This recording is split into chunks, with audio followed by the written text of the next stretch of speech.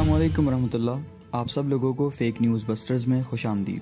आज हम आपको बताएंगे तुर्की के सदर रजब तैयब अर्दोगान के बारे में फैलाई जाने वाली झूठी खबरें और कुछ हकायक। तैयब अर्दोगान 26 फरवरी 1954 में तुर्की के शहर इस्तांबुल में पैदा हुए, जिस हिसाब से इस वक्त इनकी उम्र 67 साल है। इनके वालिद का नाम अहमद अर्दोगान और इनकी वालदा का नाम तंजील अर्दोगान है। इन्होंने अपनी पढ़ाई मुकम्मल करने के बाद 1976 में national Turkish student union join की, जो एक एंटी कम्युनिस्ट पार्टी थी। इस ग्रुप को ज्वाइन करने के बाद वो इस्लामिक नेशनल सेलिब्रेशन पार्टी के सदर बने, जिसके बाद इन्हें chair of Istanbul youth branch में प्रमोट कर दिया गया। तैयब अर्दोगान ने अपने इस ओहदे को 1980 तक संभाला, जिसके बाद तुर्की में 1960 और 71 के बाद 1980 में तीसरा मिलिट्री कूप हुआ, यानी तकरीबन मार्शल लॉ लगा दिया गया। इस मिलिट्री कूप को लीड करने वाले कमांडर ऑफ तुर्किश आर्मी और chief of general staff Ahmet Kenan Evren थे, जो बाद में तुर्की के 7वें सदर भी मुकर्रर किए गए।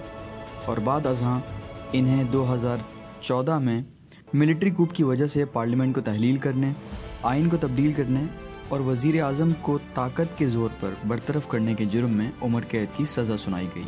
हालात मामूल के मुताबिक होने के बाद 1954 में होने वाले लोकल इलेक्शन के नतीजे में तैयब अर्दोगान को इस्तांबुल का मेयर बनने में कामयाबी हासिल हुई। मेयर बनने के बाद इनकी सरबराही में इस्तांबुल के कई मसलों को हल किया गया, जिनमें शहर में पानी की किल्लत, पॉल्यूशन और ट्रैफिक का मसला, गंदगी और सीवरेज का निज़ाम, इन सब चीज़ों की बेहतरी शामिल है। 1998 में FWP पार्टी को तुर्की के सेकुलरिज्म निज़ाम को धमकाने के जुर्म में पूरी पार्टी को अदालत की तरफ से कलअदम करार दे दिया गया। ये वही पार्टी है जिससे तैयब अर्दोगान की वाबस्तगी रही है। तैयब अर्दोगान के बारे में कई झूठी खबरें फैलाई गई हैं कि वो उस्मानिया खिलाफत को दोबारा कायम करना चाहते हैं और अरबों से हरमैन की खिदमत को छीनना चाहते हैं, और 100 साल मुकम्मल होने वाली मुख्तलिफ कहानियाँ जिनका ना कोई सबूत है और ना कोई निशान। ना ही तुर्की का कोई ऐसा मुआहिदा है जो ख़त्म होने वाला है, और ना ही यूरोप को इस बात का कोई इल्म है। जबकि हकीकत यह है कि तुर्की की लिबरल अक्सरियत अर्दोगान की मजहबी नज़रिए के ख़िलाफ़ है।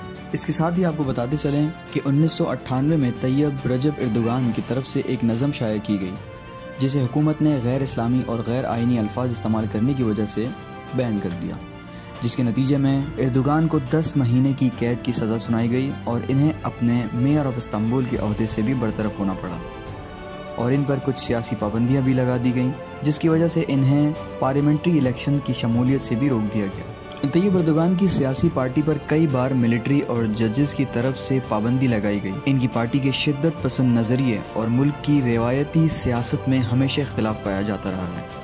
कई मरतबा मुख्तलिफ सियासी पार्टियों पर पाबंदी लगने के बाद 2002 में अर्दोगान ने एक नई पार्टी का आगाज़ किया, जिसका नाम है जस्टिस एंड डेवलपमेंट पार्टी, जो 2 सरबराहान पर मुश्तमिल थी, एक खुद तैयब अर्दोगान और दूसरे अब्दुल्ला गुल।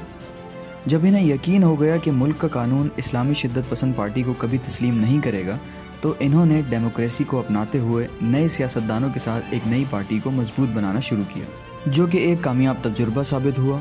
और 34% वोट लेने के बाद जनरल असेंबली जनरल इलेक्शन में इस पार्टी ने बढ़तरी हासिल की और अब्दुल्ला गुल की हुकूमत कायम हो गई, जिसमें अर्दोगान को सियासी पाबंदियों से निकालकर तुर्की का वजीर आज़म बना दिया गया। इसके बाद 2007 में दीगर सियासी पार्टियों के कारकुनान ने तुर्की के दारुल हुकूमत अंकारा में एहतजाज किया, जिसमें लोगों ने अर्दोगान की मजहबी शिद्दत पसंद नज़रिया और मुल्क की रिवायती सियासत में तब्दीली के डर से अर्दोगान को सदारती इंतखाबात में नामजद ना करने की अपील की। इस एहतजाज के बाद तैयब अर्दोगान ने ऐलान किया कि इनकी पार्टी के सदारती इलेक्शन के लिए नुमाइंदगी इनके साथी अब्दुल्ला गुल करेंगे। इसके बाद भी ये एहतजाज कई हफ्तों तक जारी रहा, जिसमें हज़ारों लाखों लोगों ने शिरकत की।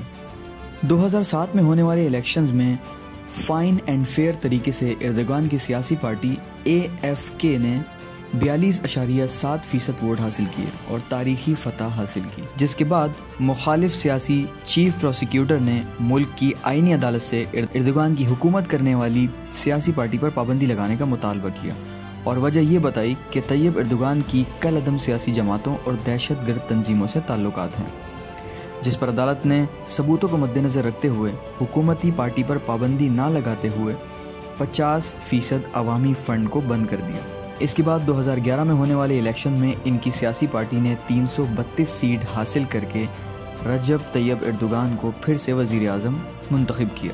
اس کے بعد 2010 میں ترکی میں آئینی ریفرنڈم کرایا گیا، جس کے نتیجے میں 58% مثبت نتائج حاصل ہوئے اور اس بات کو تسلیم کیا گیا کہ ملک کے آئین میں کچھ اصلاحات اور ترمیم کی جائے۔ اس کامیاب ریفرنڈم کے بعد مختلف مسلم ممالک نے اردوغان کو کامیابی اور مبارکباد دی، اس میں پاکستان بھی شامل ہے۔ 2013 میں ایک بار پھر جیزی پارک استنبول میں بڑی تعداد میں لوگوں نے طیب اردوغان کی جانب سے پیش کی جانے والی نئی پالیسیز پر احتجاج کیا، جو کافی حد تک شدت اختیار کر گیا، جس میں پولیس کی طرف سے ٹیئر گیس کی شیلنگ کی گئی اور ایک متنازع صورتحال قائم ہو گئی، جس پر اردوغان کی حکومت نے عوام سے معافی مانگی اور ایک بار پھر ریفرنڈم کی کال دی۔ اس بار بڑے پیمانے پر اصلاحات کیے گئے اور 28 اگست 2014 کو رجب طیب اردوغان نے ترکی کے 12ویں صدر ہونے کا حلف اٹھایا۔ طیب رجب اردوغان کو کئی بار کھلے الفاظوں میں تنقید کا نشانہ بنایا گیا کہ وہ ترکی کی روایتی الیکشن اور روایتی سیاست کے خلاف کام کرتے ہیں، جس پر انہوں نے حکومت اور عوام کو اعتماد میں لینے کے لیے کئی بار واضح کیا کہ ان کا مقصد خلافت قائم کرنا نہیں یا مذہبی شدت پسندی قائم کرنا نہیں، بلکہ ایک سیکولر اور آزادانہ ماڈرن اسلامک ریاست قائم کرنا ہے۔ یہ تھیں طیب رجب اردوغان کے متعلق کچھ جھوٹی اور کچھ حقائق پر مبنی خبریں۔ اس ویڈیو کے ایپیسوڈ نمبر 1 میں اتنا ہی۔ ملتے ہیں اپنی اگلی ویڈیو میں، اپنا خیال رکھیے گا۔ السلام علیکم ورحمۃ اللہ۔